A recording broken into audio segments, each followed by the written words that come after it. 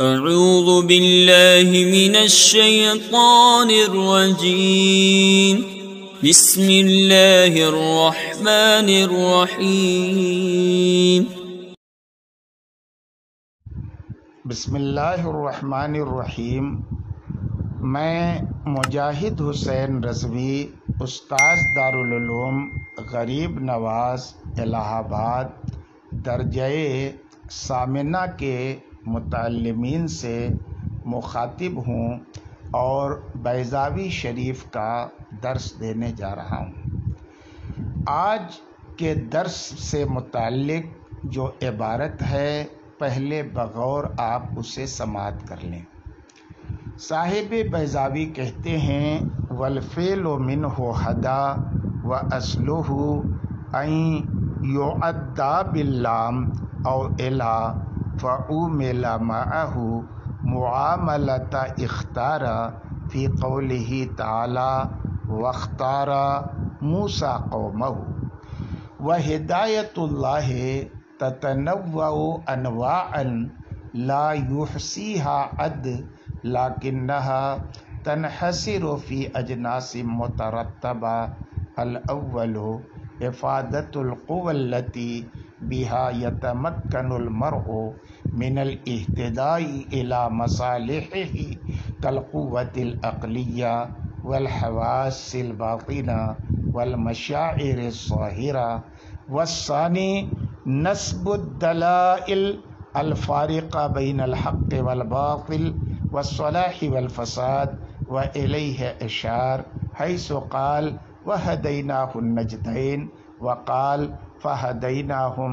فاستحبوا العمى على الهدى۔ والثالث الهداية بإرسال الرسل وإنزال الكتب وإياها عنا بقوله وجعلناهم أئمة يهدون بأمرنا، وقوله إن هذا القرآن يهدي للتي هي أقوم۔ والرابع أن يكشف على قلوبهم السرائر ويريهم الأشياء كما هي بالوحي أو بالإلهام والمنامات الصادقة، وهذا قسم يختص بنيله الأنبياء والأولياء وإياه عنا بقوله أولئك الذين هدى الله فبهداه مقتدي، وقوله والذين جاهدوا فينا لنهدينهم سبلنا۔ اس سے پہلے کہ میں ہدایت پڑھی ہوئی عبارت کا ترجمہ آپ کے سامنے کروں، آج کی عبارت کا جو خلاصہ ہے وہ میں آپ کے سامنے پہلے پیش کر دے رہا ہوں۔ والفعل منہ، ہدایت سے جو فعل آتا ہے وہ کیا ہے؟ ہدا ہے۔ صرفی اعتبار سے یہاں سے مصنف نے ایک بحث شروع کی ہے جس کا حاصل یہ ہے کہ ہدایت یہ باب ضربہ سے فعل ناقص ہدا یہدی آتا ہے، اور اصل وضع کے اعتبار سے یہ لام یا الا کے توسط سے متعدی ہوتا ہے، لیکن اس کے صلے کو حذف کر کے فعل کو براہ راست مفعول کے ساتھ جوڑ دیتے ہیں، اور اسی کو اصطلاح میں حذف والایصال کہتے ہیں۔ جس طرح کہ واختارا موسیٰ قومہ میں کیا گیا ہے، کیونکہ اختارا کی اصل یہ تھی کہ وہ من کے توسط سے متعدی ہو، اور اختارا موسیٰ من قومہ ہی کہا جائے استعمال میں، مگر واختارا موسیٰ قومہ میں حرف من کو حذف کر کے اختارا فعل کو براہ راست اس کے مفعول قومہ کی طرف متعدی کر دیا گیا ہے۔ اب ہدایت اللہ رب العزت کی کتنی طرح کی ہوتی ہے۔ اس سلسلے میں صاحب بیضاوی کہتے ہیں کہ ہدایت اگرچہ اپنے انواع کے اعتبار سے غیر متناہی ہے، ہدایت کی اتنی نوعیں اللہ رب العزت نے اپنے بندوں کو عطا کی ہیں کہ ان نوعوں کا، ساری نوعوں کا شمار نہیں کیا جا سکتا، مگر وہ غیر متناہی نوعیں اجناس کے اعتبار سے 4 جنسوں میں منحصر ہیں، یعنی ایصال الی المقصود کے اعتبار سے 4 جنسوں میں منحصر ہیں، اور وہ 4 جنسیں وہ الٹپ نہیں ہیں بلکہ ان کے مابین ترتیب ہے۔ اور ہدایت کی جنسوں میں سب سے پہلا مرتبہ ان قوتوں کا فیضان کرنا ہے جن کے ذریعے سے بندہ اپنے مصالح کو سمجھنے پر قادر ہو جائے کہ ہمارے لیے کیا ٹھیک ہے اور کیا ٹھیک نہیں ہے۔ یہ قوت عقلیہ کا فیضان کرنا ہے نا، حواس ظاہرہ اور باطنہ کا فیضان کرنا، یہ ہدایت کی اسی جنس سے متعلق ہے۔ لیکن چونکہ مصلحتیں انسان کی مفاسد کے ساتھ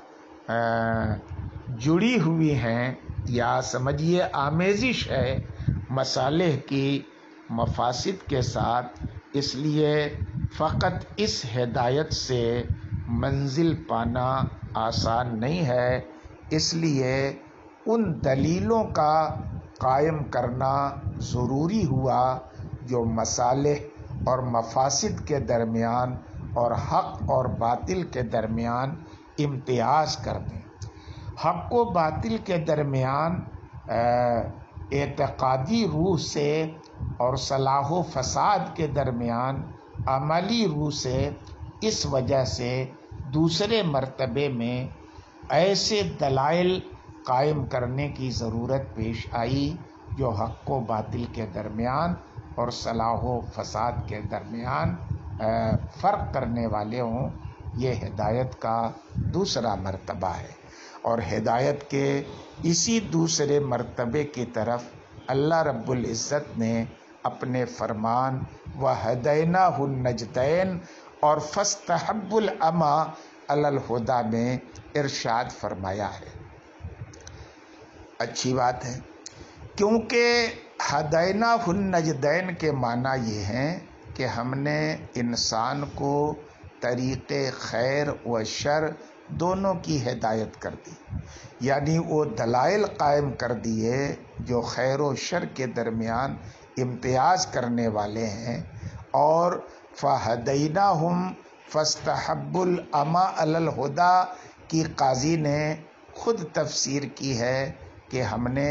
طریق حق کی رہنمائی کی حجج کے ذریعے، یعنی دلائل کے ذریعے، اور رسولوں کو بھیج کر، یعنی ہم نے قوم سمود کی رہنمائی اس طور پر کی تھی کہ رسولوں کو بھیجا تھا اور ان کے سامنے ایسے دلائل عقلیہ قائم کر دیے تھے، تو دیکھو جس سے وہ منزل کو پا سکیں۔ تو آپ دیکھیں کہ اس ہدایت کے اندر دلائل عقلیہ معتبر ہے، اس وجہ سے قاضی نے اس کو دوسرے مرتبے کی مثال میں پیش کیا ہے۔ لیکن ابھی بھی بعض امور ایسے تھے جن کی حقیقت کی معرفت، جن کی حقیقت یا اور صحت و فساد کی وجہ معلوم کرنے کے لیے آدمی کی عقل کافی نہیں تھی، اس لیے رسولوں کو بھیج کر اور کتابوں کو نازل فرما کر امتیاز کرانا ضروری تھا، لہٰذا تیسرے مرتبے کی ضرورت پیش آئی، جس کے بارے میں قاضی صاحب فرماتے ہیں کہ الثالث الہدایت بارسال الرسل و انزال الکتب، اور جعلناہم ائمۃ یہدون بامرنا میں ہدایت بارسال الرسل کی طرف ارشاد ہے، کیونکہ آیت کے معنی ہے کہ ہم نے انبیاء کرام کو مقتدی بنایا ہے، رہبر اور امام بنایا ہے کہ ہمارے حکم سے لوگوں کو راہ دکھلائیں، اور کہا کہ ان ھذا القرآن یہدی للتی ہی اقوم، یہ قرآن سیدھے راستے کی ہدایت فرماتا ہے۔ ہدایت بے انزال الکتب کی طرف اشارہ ہے اس آیت میں، کیونکہ کیا معنی ہوا آیت کا کہ بے شک قرآن ایسے راستے کی ہدایت کرتا ہے جو معتدل ہے، مستقیم ہے، درست ہے، اور ان دونوں آیتوں سے ثابت ہوتا ہے کہ خود ائمہ ہادی ہیں اور قرآن ہادی ہے۔ پھر خاص طور سے مصنف کا ایہا انا بطور حصر کرنا کیسے درست ہو سکتا ہے، کیونکہ ایہا انا کے معنی تو یہ ہیں کہ اللہ تعالیٰ نے تیسری ہدایت مراد دی ہے، اور ہدایت ثالث قسم ہے ہدایت اللہ کی، یعنی اللہ تعالیٰ ہادی ہے، اور ان دونوں آیتوں سے معلوم ہوتا ہے کہ ائمہ ہادی ہیں اور قرآن ہادی ہے۔ اس کا جواب یہ ہے کہ ان دونوں آیتوں میں اسناد و ذبح، دونوں آیتوں میں اسناد جو ہے ذبح السکین کے قبیل سے ہے کہ فعل کی نسبت سبب کی طرف کر دی ہے، حقیقتاً سکین یہ ذابح اور ذبح کا مسند الیہ نہیں ہے۔ اسی طرح ہدایت کی نسبت ائمہ کی طرف، قرآن کی طرف، یہ بطور مجاز ہے، ورنہ واقعہ اور حقیقت تو یہ ہے کہ دراصل اللہ رب العزت ہی ہادی ہے۔ ہدایت کی چوتھی قسم کو بیان کرتے ہوئے صاحب بیضاوی کہتے ہیں کہ جب تینوں قسم ہدایت کی مکمل حاصل کر لی اور مجاہدات اور ریاضات کر کے اپنے قلوب کو منور کر لیا، اب چوتھی ہدایت اس طور پر ہوگی کہ اللہ تعالیٰ نے اس پر راز کی باتیں اور حقائق اشیاء کو کھول دیا۔ اب اگر وہ نبی ہے تو یہ راز وحی کے ذریعے کھلتا ہے، اور اگر غیر نبی ہے تو الہام کے ذریعے، سچے خوابوں کے ذریعے یہ راز کھلتا ہے۔ یہ چوتھی قسم ہے۔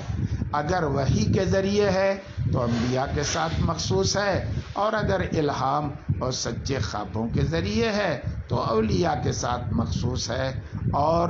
باری تعالیٰ نے اپنے قول اولئک الذین ھدی اللہ فبہداہ مقتدہ والذین جاہدوا فینا لنہدینہم سبلنا میں ہدایت کے چوتھے ہی معنی مراد لیے ہیں، اور یہ معنی کیسے مراد ہے اس کو سمجھنے کے لیے دو قاعدوں کا سمجھنا ضروری ہے۔ اول یہ کہ خبر اگر معرف بلام جنس ہو تو وہ خبر مبتدا پر منحصر ہوتی ہے، اور دوسرا اصول یہ ہے کہ الاصول فی العبادت الموصول فی افادۃ الجنس کالمعرف باللام، کے جنس کے افادہ میں جو اس میں موصول ہوتا ہے یہ معرف بلام کی طرف ہوتا ہے، یعنی اس میں موصول افادہ جنس کے اندر معرف باللام کے مانند ہوتا ہے۔ اب معنی سمجھیے کہ اولئک مبتدا ہے اور اس سے مراد انبیاء و اولیاء ہیں، اور الذین ھدی اللہ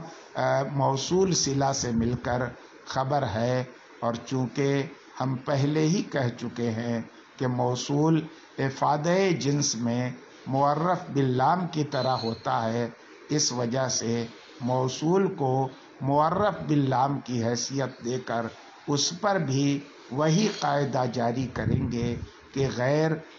کے خبر معرف باللام منحصر ہوتی ہے مبتدا پر۔ اب آیت کے معنی یہ ہوں گے کہ جنس مہدیین انہی انبیاء اور اولیاء میں منحصر ہے، یعنی یہی حضرات ہدایت یافتہ ہیں۔ اب آیت میں پہلے 3 معنی تو مراد نہیں لے سکتے، کیونکہ وہ منحصر نہیں ہے کسی پر، بلکہ انبیاء اور اولیاء کے علاوہ دوسرے انسانوں میں بھی پائے جاتے ہیں، اور جب یہ تینوں معنی مراد نہیں ہو سکتے تو چوتھا معنی آیت میں ثابت ہو گیا۔ دوسری آیت میں چوتھے معنی کو ثابت کرنے سے پہلے ایک قاعدہ کلیہ سمجھ لیجئے۔ قاعدہ یہ ہے کہ اگر اس میں موصول مبتدا ہو اور اس کا صلہ فعل یا ظرف ہو تو مبتدا متضمن بمعنی شرط ہوتا ہے، اور اس کی خبر جزا کے معنی کو متضمن ہوتی ہے، اور یہ قاعدہ اس مذکورہ آیت میں پایا جاتا ہے، کیونکہ اس آیت میں الذین جاہدوا فینا مبتدا ہے اور لنہدینہم خبر ہے، اور یہ بھی آپ کو معلوم ہے کہ جزا کا ترتب ہوتا ہے شرط پر۔ تو اب آیت کا مطلب یہ ہوا کہ ہدایت کے لیے مجاہدہ شرط ہے، اور یہ بات تو ظاہر ہے کہ مجاہدہ ہدایت کی چوتھی قسم کے لیے شرط ہے، پہلی 3 قسموں کے لیے شرط نہیں ہے۔ لہذا ثابت ہو گیا کہ آیت میں یعنی والذین جاہدوا فینا لنہدینہم سبلنا میں جو ہدایت ہے، اس ہدایت سے ہدایت کی یہی چوتھی قسم مراد ہے۔ آج کے سبق میں اتنا ہی، باقی انشاءاللہ تعالی